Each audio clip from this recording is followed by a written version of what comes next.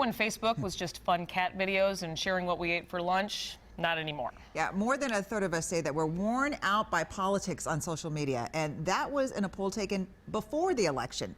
So how can we filter what we see on Facebook? That's a good question for Heather Brown. Does it ever get to be just too much? Yes. It can be a little overwhelming. Especially over the last couple weeks, it's gotten to be a little heavy. At brand agency Call McFoy, 3 Facebook users shared 3 strategies. You just kind of scroll through. I've been on Facebook a lot less. And I think it's good to see those different viewpoints. And so you're calling him a liar? We do not. Quite a bit of commotion. But what if you need a short break?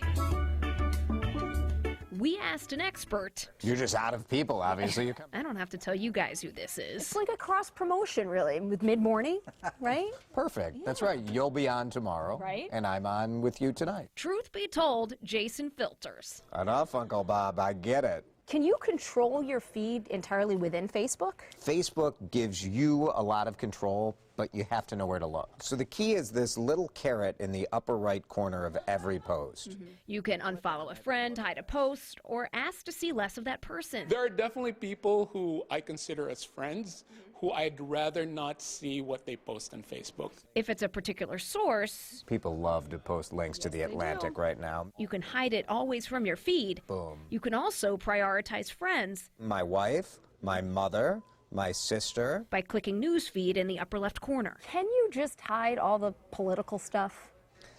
Not exactly.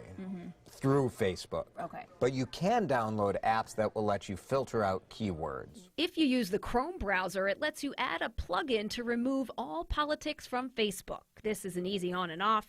Or get the Social Fixer app to hide keywords, celebrities, even spoilers. Because sometimes I just want to see my friends on vacation. Yeah. Heather Brown, Now it's relieving to see that kind of stuff. WCCO 4 News.